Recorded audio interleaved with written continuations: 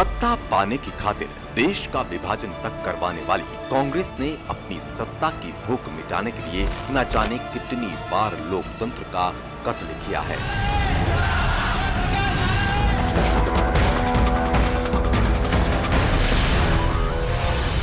सत्ता के लालच में अंधी कांग्रेस ने संविधान का दुरुपयोग कर अनगिनत बार राज्य सरकारों को बर्खास्त कराया। संविधान लागू होने के कुछ महीनों बाद ही कांग्रेस ने संविधान का दुरुपयोग करना शुरू कर दिया था। कांग्रेस के शासनकाल में 90 बार राज्य सरकारें गिराई गई। नेहरू की हनक का सबसे पहला शिकार हुआ पंजाब। जी हां, आजादी के बाद पंजाब वह राज्य था जहां पर कांग्रेस की सरकार को ही नेहरू ने बर्खास्त कराया था, क्योंकि कांग्रेस के वो लोग नेहरू को पसंद नहीं करते थे। 20 जून 1951 से 17 अप्रैल 1952 तक पंजाब में राष्ट्रपति शासन लगाया गया।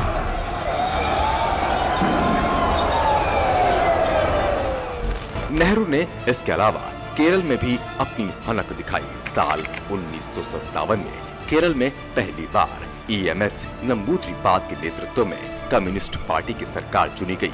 कांग्रेस को ये बर्दाश्त नहीं हुआ और कांग्रेस ने कथित मुक्ति संग्राम के बहाने 1959 में कम्युनिस्ट पार्टी की सरकार को बर्खास्त कर दिया। गैर कांग्रेसी सरकारों के दमन का ये खेल हो रहा था।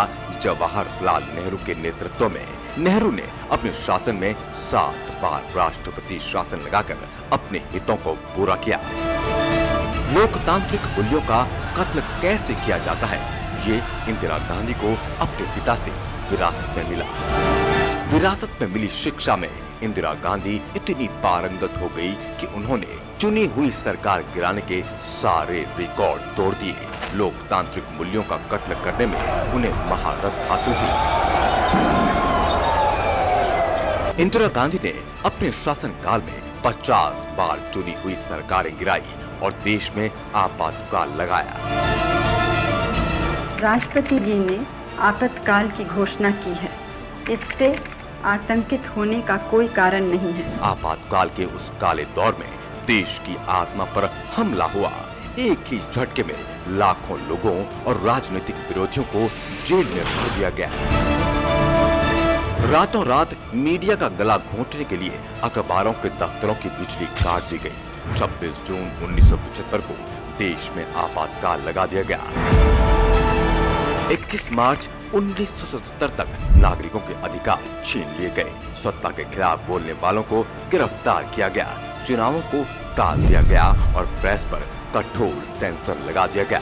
यहाँ तक कि आपातकाल के खिलाफ बोलने वाले कांग्रेस नेताओं को भी पार्टी से निकालकर गिरफ्तार कर लिया गया। लोगों के जहन में आपातकाल के वो डरावने और खौफनाक दिन आज भी जिंदा है। उस दौर में क्या कुछ नहीं हुआ। उस दौर में लोगों की जबरदस्ती नसबंदी कर दी गई। सत्ता के अहंकार में डूबी इंदिरा गांधी इतनी अंधी हो गई थी कि उन्हें जनता का दर्द ना दिखाई दिया और ना सुनाई दिया। आपातकाल के बाद इंदिरा गांधी सत्ता से बाहर हो गई थी। उसके बाद जब इंदिरा गांधी सत्ता में दोबारा लौटी तो उन्होंने 17 फरवरी 1980 को एक ही दिन में 6 राज्य सरकारों को भंग कर दिया, जो अपने में एक अलग ही रिकॉर्ड है। राजीव गांधी के कार्यकाल के दौरान 6 बार राष्ट्रपति शासन लगाया गया। राजीव गांधी ने पंजाब, तमिलनाडु, नागालैंड, मिजोरम, कर्नाटक राज्यों में राष्ट्रपति शासन लगाया। PV नरसिम्हा राव की सरकार के दौरान 11 बार राष्ट्रपति शासन लगाने का फैसला किया गया। नरसिम्हा राव सरकार में राम मंदिर आंदोलन चरम पर था।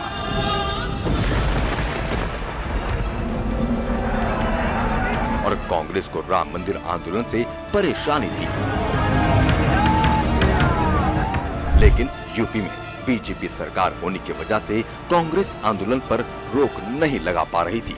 कांग्रेस मौका ढूंढ रही थी राम मंदिर आंदोलन के दमन का, और वो मौका मिला 6 दिसंबर 1992 को।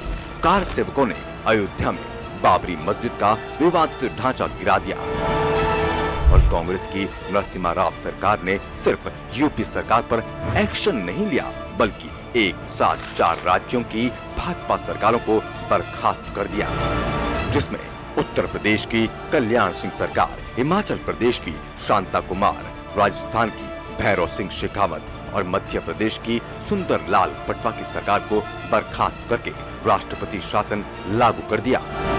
मनमोहन सिंह सरकार के दौरान 8 बार राष्ट्रपति शासन लगाने का फैसला किया गया। यूपीए 1 की सरकार में केंद्रीय मंत्री रह चुके हंसराज भारद्वाज को 25 जून 2009 को कर्नाटक का राज्यपाल नियुक्त किया गया था। भारद्वाज ने कर्नाटक में भारतीय जनता पार्टी के तत्कालीन मुख्यमंत्री बीएस येदियुरप्पा की बहुमत वाली सरकार को बर्खास्त कर दिया और तर्क दिया गया कि येदियुरप्पा सरकार के बहुमत पाने का तरीका सही नहीं था। इसके अलावा अन्य कई राज्यों की गैर कांग्रेसी सरकारों का दमन कांग्रेस की केंद्र सरकार के द्वारा किया गया। आजकल जो कांग्रेसी संविधान की दुहाई देते हैं, लोकतांत्रिक मूल्यों की बात करते हैं, उन्हें अपना काला इतिहास उठाकर देखना चाहिए। उन्हें देखना चाहिए कि उन्होंने सत्ता के घमंड में क्या क्या नहीं किया। जनता को भी जानना चाहिए कि संविधान की बात करने वालों ने सैकड़ों बार अपने हितों के लिए संविधान का कत्ल किया है। कांग्रेस सत्ता की खातिर कितना नीचे गिर सकती है, ये दुनिया ने देखा है।